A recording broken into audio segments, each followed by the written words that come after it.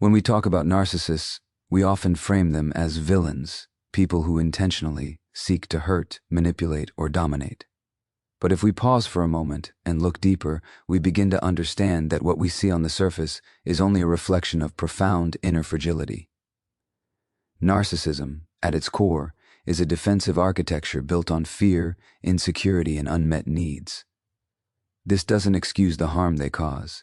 It simply helps us see why they behave as they do, and more importantly, why your response matters more than theirs. A narcissist thrives on reaction. They are wired to seek validation from the outside world, and when they encounter someone who refuses to react in predictable ways, it unsettles them. Your peace, the calm, steady presence that refuses to escalate conflict, is like a mirror they cannot break. In their world, chaos is currency. Anger, guilt, shame, fear, these emotions are fuel for their sense of control. When you remain serene, when you refuse to mirror the turbulence they provoke, you are engaging in a subtle, yet profoundly powerful form of resistance. To understand why this works, consider the psychological mechanisms at play. Narcissists often operate from a place of chronic scarcity. They have learned, through early experiences, that love, attention, or approval must be earned through manipulation or performance. They are acutely sensitive to perceived slights and constantly scan the environment for affirmation. When they sense that someone is unshaken, emotionally resilient, and self-contained, it contradicts the narrative they've built about themselves and the world. Your calmness does not just frustrate them, it weakens the very foundation upon which their sense of power rests. This is where philosophy and psychology converge. Think of the Stoics and their teachings on inner control. They argued, and I would suggest rightly so, that no one can touch the inner citadel of your mind unless you invite them in. You may not control what the narcissist says or does, but you do control your response. And the brilliance of this is that it is completely self-reinforcing. The more you cultivate inner stability, the less their attempts to provoke you succeed, and the less their attempts succeed, the more confident, self-aware, and autonomous you become. This is not about denying reality or suppressing emotion. It's about conscious presence, deliberate choice, and maintaining sovereignty over your own psychological space. One of the reasons we struggle with narcissistic encounters is that they exploit vulnerabilities we are often unaware of.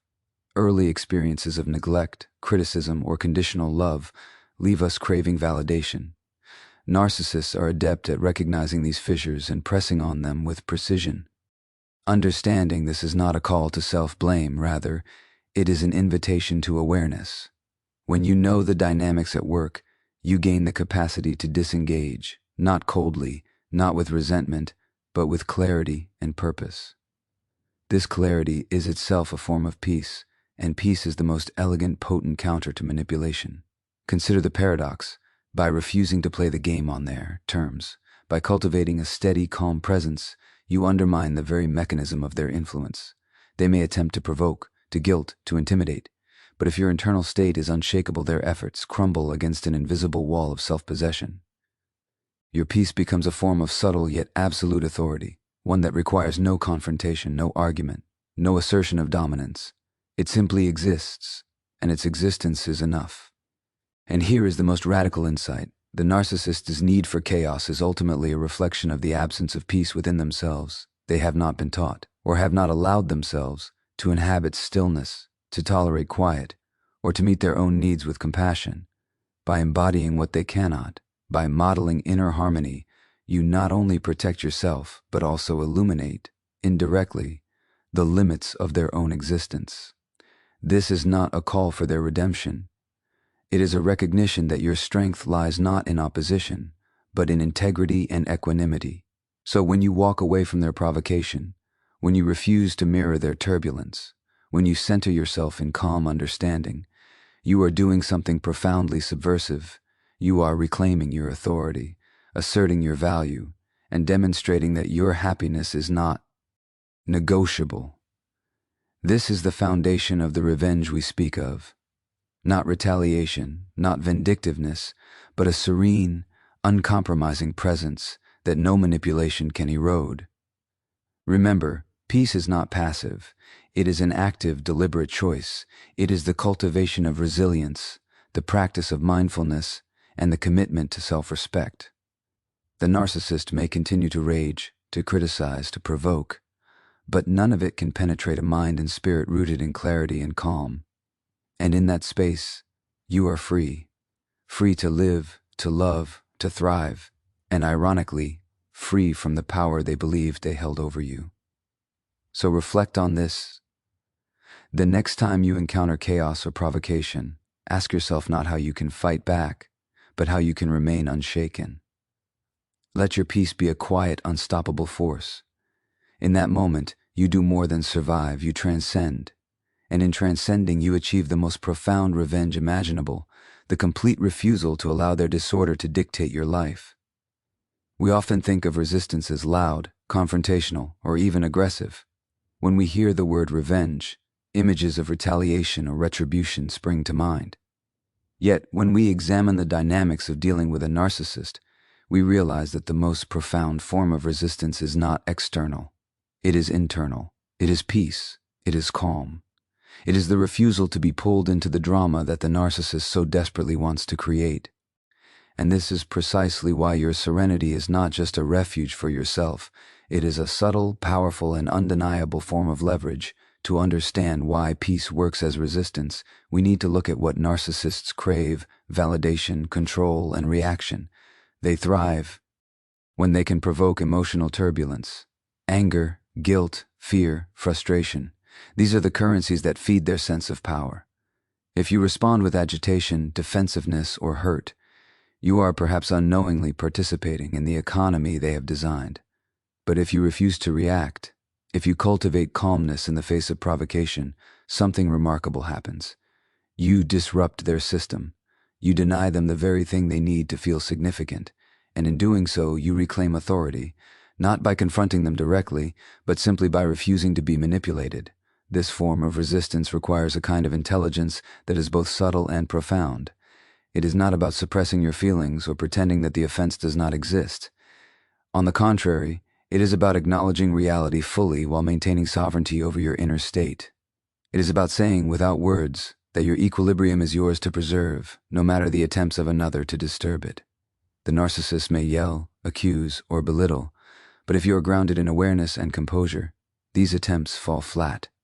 The power of your presence becomes evident not through force, but through constancy.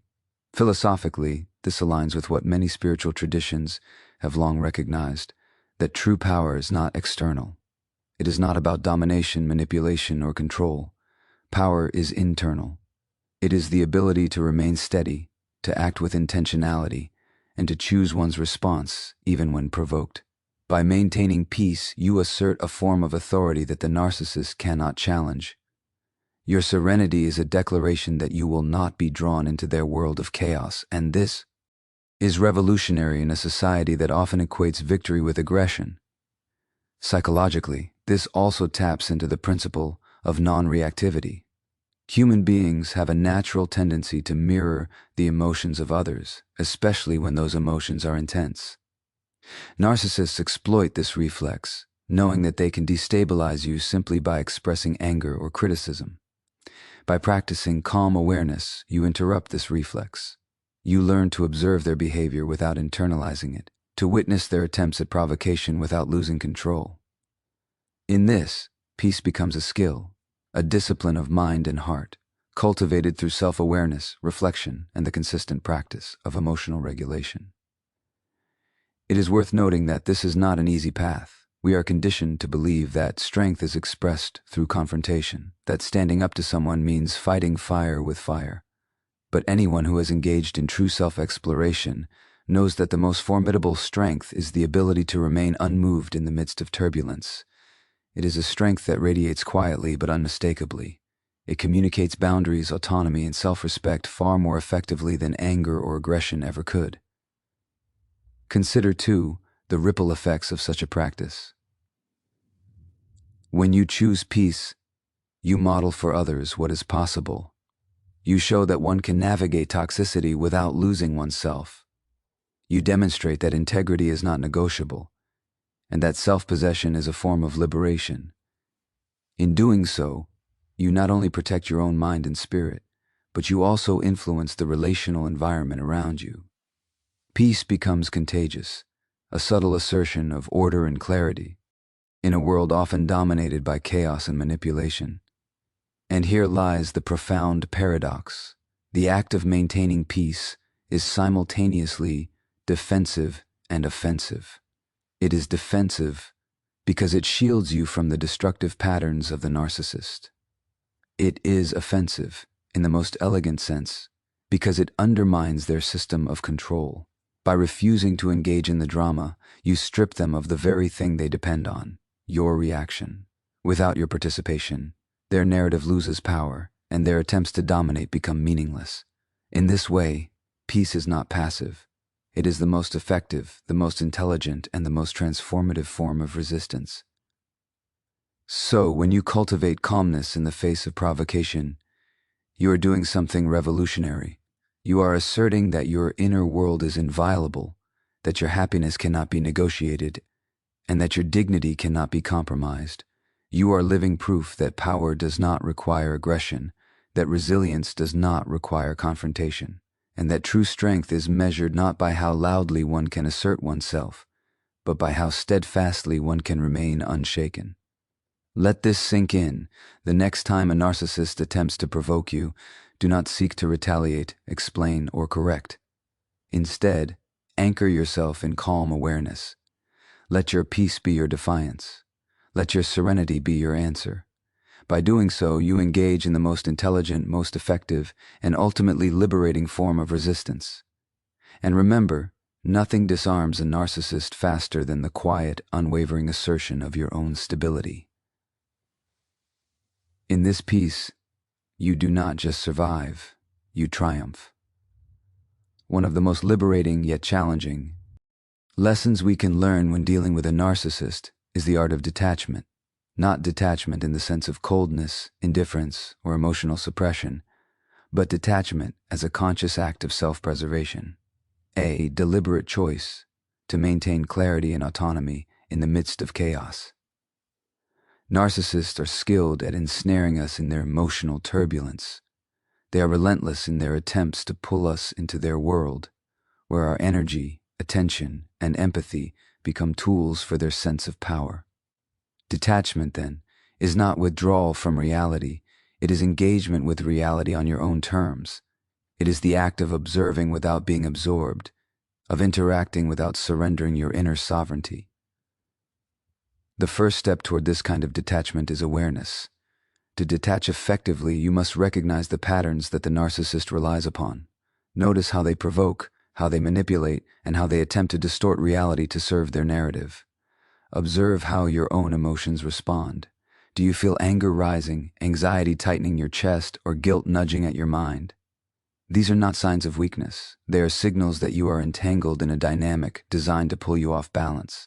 Detachment begins when you see these patterns clearly, when you name them without judgment, and when you choose not to feed them with reaction. Detachment also requires a radical acceptance of what you cannot control. You cannot change a narcissist.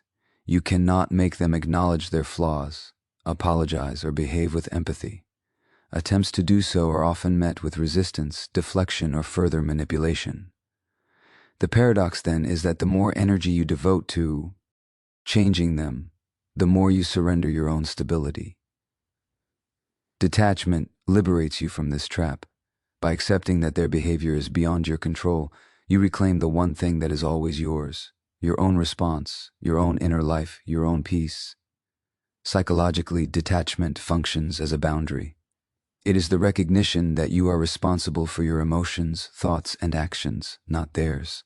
Narcissists blur this distinction, often making us feel that their moods, their criticisms, or their provocations are our responsibility. When we internalize their drama, we become complicit in our own disruption. Detachment reestablishes the boundary between self and other. It allows you to witness without absorbing, to hear without internalizing, to encounter without surrendering. It is a form of psychological armor, but one made not of rigidity, but of mindful awareness. Philosophically, detachment echoes the wisdom of many contemplative traditions. The Buddha spoke of non-attachment not as indifference, but as freedom from suffering. Stoic philosophers emphasize the importance of focusing on what is within our control while letting go of what lies beyond it. Both traditions recognize that the human mind often becomes ensnared not by external events, but by the stories we tell ourselves about those events. Detachment is the art of untangling these stories, of refusing to participate in the narratives that a narcissist constructs to provoke fear, shame, or guilt. It is the cultivation of sovereignty over your inner life. Detachment also opens the door to a deeper form of empathy, not empathy for the narcissist in the sense of condoning their behavior, but empathy as a recognition of the human condition. Many narcissists are themselves profoundly wounded. Their actions are born of insecurity, trauma, and unmet needs. Understanding this does not excuse their harm, but it contextualizes it. It allows you to respond not from a place of reactivity, but from a place of perspective. And perspective, in the presence of detachment, is power. Practically, detachment requires discipline and practice. It is nurtured through techniques like mindful breathing, reflective journaling, and conscious observation of emotional responses. It can be reinforced by creating physical, emotional, and mental space from toxic interactions. But beyond technique, detachment is a mindset, a commitment to self-preservation, clarity, and intentionality. It is an acknowledgement that the energy we spend in reaction is energy we take from our own lives. When you choose detachment, you reclaim that energy for yourself, to grow, to create, and to thrive. Detachment is also profoundly empowering because it reframes the narrative of engagement. Rather than being a victim of the narcissist's manipulation, you become an active participant in your own life. You decide what deserves your attention, where to invest your energy, and how to interpret the actions of others. This shift from reactive to proactive thinking is transformative. It is not a denial of reality. It is mastery over the reality you can influence, your inner world. And here is the ultimate paradox. By detaching, you gain a freedom that the narcissist cannot take from you. While they remain entangled in a world of control, projection, and chaos, you operate from a place of intentional calm. You are ascent, grounded, and aligned with your values. Detachment does not mean you do not care. It means you care enough to protect the integrity of your own mind and heart. And in this protection, in this conscious choice to remain centered, you achieve a form of victory that is beyond confrontation, beyond argument, and beyond retaliation. So let this resonate. Detachment is not avoidance, it is sovereignty. It is not apathy, it is clarity. It is not weakness, it is strength. When you cultivate the ability to observe without absorbing, to engage without surrendering, and to exist without being consumed, you reclaim the ultimate power, the power to remain whole in a world designed to fragment you. And in that wholeness, you do more than survive. You flourish, unshakable, uncompromised, and profoundly free. One of the most profound truths we must confront when dealing with narcissists is the way they target our sense of self-worth. Narcissists are not only manipulative, they are, in a very calculated sense, experts at identifying the parts of us that we ourselves may doubt, shame, or undervalue. They are drawn to the vulnerabilities we carry, those internal crevices left by past experiences of neglect, criticism, or conditional love. And they exploit these cracks with precision, not out of genius but out of habit. They have learned that striking at our self-esteem is one of the most efficient ways to assert control. Understanding this is critical. When a narcissist attacks, belittles, or gaslights, it is rarely about you as a person. It is a reflection of their need to manipulate the external world to feel stable inside. Yet, it is easy to internalize their criticisms, to let our words echo in the empty chambers of self-doubt. And once that happens, our reactions, anger, shame, anxiety, become the very fuel they were seeking. The dynamic is vicious, but it is not unbreakable. The first step toward breaking it is recognizing that your self-worth is not determined by their perception. Your value is intrinsic, not contingent on their approval. Reclaiming your self-worth begins with awareness and acknowledgement. You must first observe how the narcissist's words and actions affect you, without judgment. Notice the subtle ways they may chip away at your confidence. A dismissive comment, a manipulative suggestion, a silent withdrawal of attention. These are often small, incremental, and insidious. And yet, when we step back and name them, we reclaim agency. Observation is the first act of self-possession. It allows you to separate your intrinsic value from the distortions imposed by another's need for control. From there, rebuilding self-worth requires deliberate practice. It requires a conscious return to the truths you already know but may have forgotten. You are worthy of respect, love, and dignity simply because you exist. Your thoughts, feelings, and experiences are valid. You have the right to set boundaries, to speak, to act, and to exist in the world on your terms. These are not negotiable. They are fundamental. Repeatedly affirming these truths in your own mind, and, where necessary, in your life, through clear boundaries and decisive action, is the antidote to the subtle poison of narcissistic manipulation. Psychologically, this reclamation of self-worth also transforms the internal landscape of power. When you understand that your value is no granted by external validation, you begin to experience freedom from the emotional leverage the narcissist holds. Their insults or criticisms lose their sting. Their provocations no longer trigger automatic responses of self-doubt or guilt. You move from reaction to intentionality, from being drawn into their narrative to actively shaping your own. This is a subtle but profound shift. You become sovereign over your internal world, and nothing they do can compromise it unless you allow it. Philosophically, reclaiming self-worth is also a moral and existential act. We live in a culture that often equates worth with achievement, appearance, or approval, and narcissists exploit these societal scripts to manipulate us. To reclaim self-worth is to reject these conditional measures of value and to embrace a deeper, unconditional truth that human dignity is inherent, not earned, and that it exists independently of external judgment. In doing so, you not only protect yourself from the narcissist's tactics, but you also cultivate a mindset that allows for authentic flourishing, unmediated by the whims of others. This process is, of course, not instantaneous.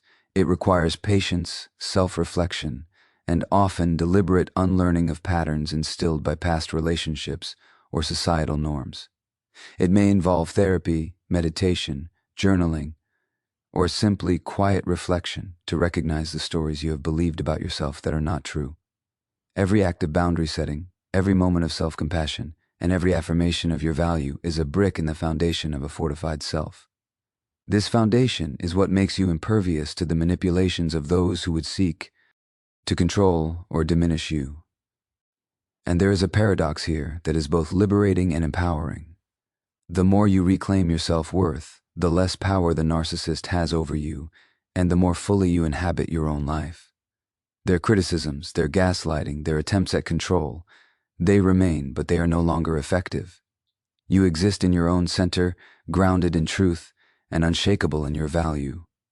In this sense, reclaiming self-worth is not just protective, it is revolutionary. It is an act of defiance wrapped in serenity, a refusal to let another's insecurity dictate the quality of your life. So, when you focus on rebuilding and asserting your self-worth, you are doing something profound. You are reclaiming the ultimate power in any human interaction, the power to define your own value. No one can take this from you unless you relinquish it. And when you walk through life with this awareness, your peace becomes more than a shield. It becomes a statement. It is a statement that you will not participate in manipulation, that you will not allow your spirit to be diminished, and that your happiness, dignity, and integrity are yours to protect. Let this be the guiding truth. The narcissist may attempt to define you, but only you can determine your worth.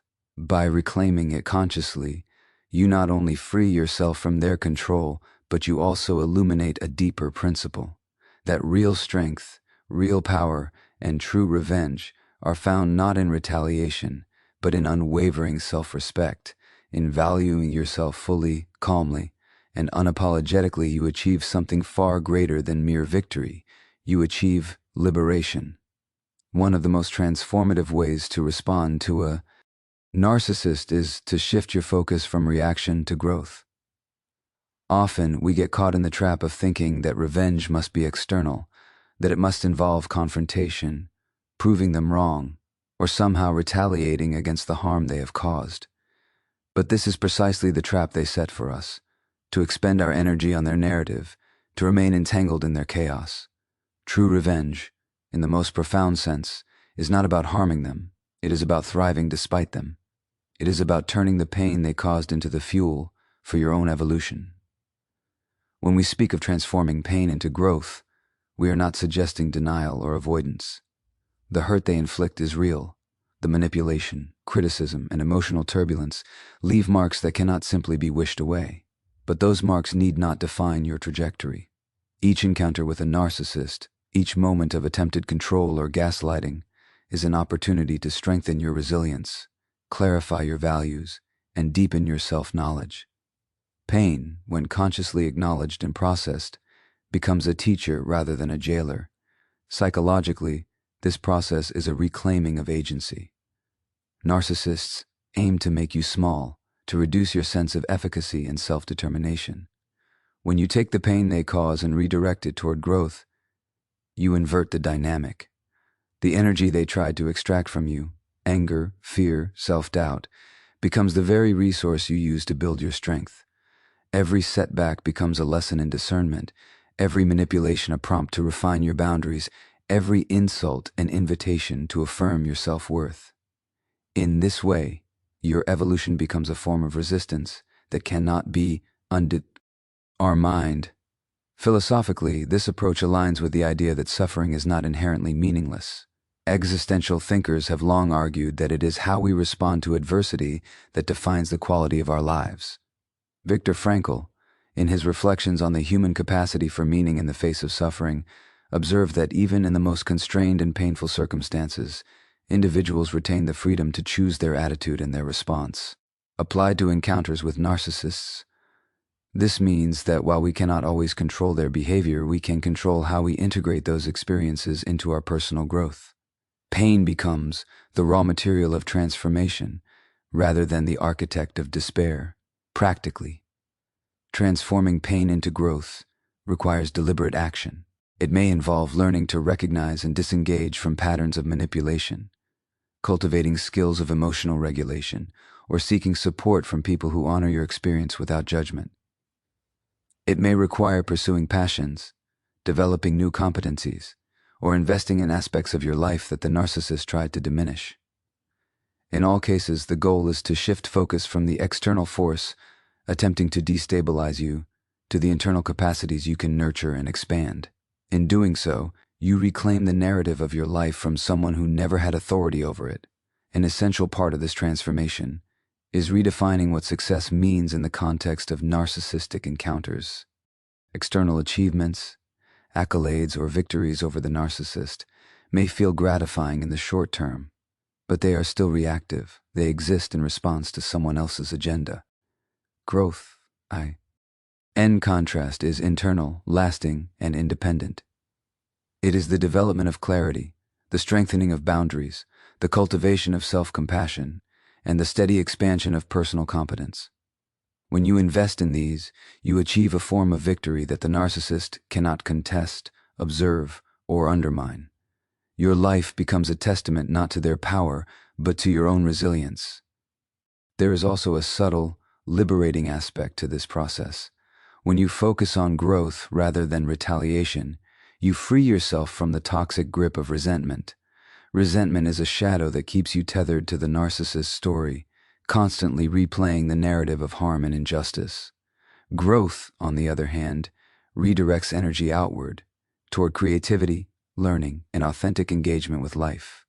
The more fully you inhabit this path, the less space remains for bitterness, and the more evident it becomes that thriving in the face of adversity is itself the ultimate revenge. And here lies the beauty of this approach. Thriving despite them demonstrates the limits of their control, in a way that confrontation never could.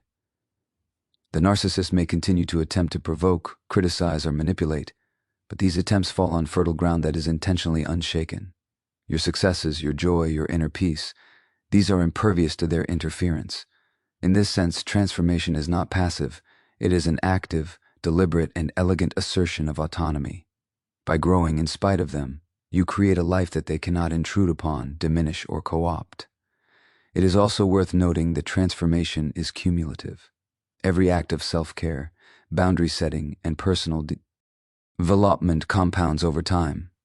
The skills you cultivate and the resilience you build reinforce each other, creating a trajectory of increasing freedom and empowerment. Narcissists rely on repetition and predictability to maintain control. By evolving, by refusing to remain static, you break their patterns and redefine your own. Growth becomes a form of dynamic resistance, one that is sustainable, profound, and ultimately irreversible. So consider this: the most devastating consequence you can impose on a narcissist is not confrontation, exposure, or revenge in the traditional sense. It is the unwavering pursuit of your own growth. It is the deliberate choice to become stronger, wiser, and more fulfilled than you were before their influence. In this pursuit, every moment of pain is converted into possibility, every challenge into an opportunity, and every encounter into a catalyst for self-realization. In short, your flourishing becomes the living proof that their attempts to control you have failed. Let this be the guiding principle.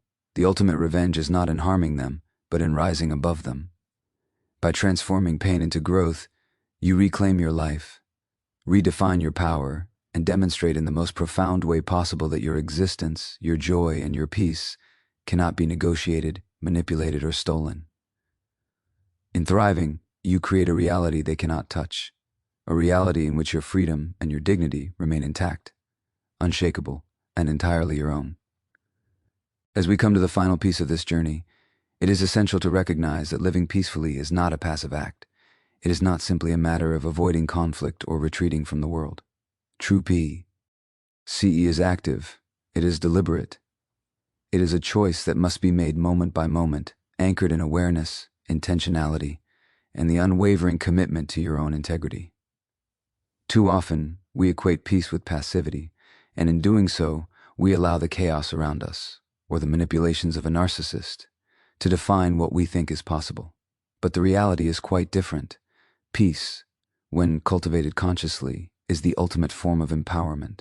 To live peacefully in the presence of a narcissist, or in any situation that tests your boundaries, requires more than calm reactions. It requires strategy, discipline, and a deep understanding of your own needs and limits. It means setting clear emotional and psychological boundaries, and then honoring them consistently. It means choosing what you allow into your mental and emotional space and what you refuse to internalize. This is the work of sovereignty, the conscious practice of keeping your inner life intact, no matter how turbulent the external environment becomes. Philosophically, this approach reflects a timeless truth. The external world will never be fully within your control, but your inner world always can be. The Stoics recognized this centuries ago, reminding us that while we cannot command the actions of others, we can command our own responses. Mindfulness traditions echo this as well, emphasizing that suffering often arises not from what happens to us, but from our attachment to events, our resistance to what is, and our identification with external circumstances. Living peacefully, then, is an act of liberation. It is the conscious rejection of external validation as the arbiter of your inner state. From a psychological perspective, living peacefully is both defensive and generative. Defensively, it protects you from being hijacked by the emotional storms others create. It shields your sense of self-worth, your autonomy, and your mental clarity from the manipulations of a narcissist. Generatively, it creates the space in which your life can flourish. When you are not consumed by the drama, you have energy to devote to creativity, relationships that honor you, personal growth, and the pursuit of meaning. Peace becomes not just a shield, but a fertile ground for building the life you truly desire. Importantly, cultivating peace does not mean you remain passive in the face of harm or injustice. It does not require tolerating abuse or neglect. Rather, it is an active choice to respond in ways that preserve your integrity while minimizing unnecessary entanglement. It involves discernment, knowing when to engage, when to withdraw, and when to protect yourself quietly but firmly. Every decision made from a place of peace is a reaffirmation of your own authority over your life. In this sense, peace is not vulnerability, it is strategy. It is not weakness, it is an expression of profound strength. Living peacefully also invites a different kind of freedom. When we cease to react impulsively to provocation, When we refuse to mirror the chaos of a narcissist, we reclaim not only our time and energy but also our dignity. We demonstrate, without needing to argue or explain, that our lives are not subject to the whims of others. This is subtle but devastatingly effective. The narcissist, whose power depends on eliciting reaction, finds no foothold.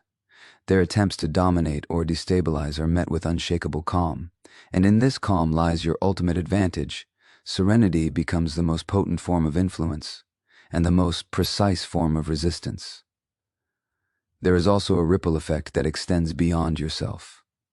When you live peacefully, you model a new way of being for those around you. You show that strength does not require aggression, that dignity does not require confrontation, and that autonomy does not require isolation. Others observe, consciously or unconsciously, that a person can navigate challenge, conflict, and manipulation without surrendering their core. This modeling of peace is itself transformative.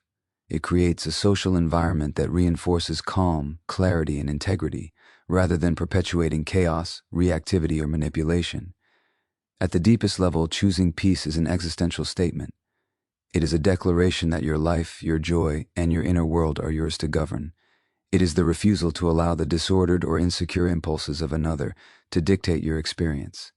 And paradoxically, it is in this act of quiet but unwavering self-possession that the greatest revenge is realized, not through confrontation, not through retaliation, but through living fully, freely, and authentically.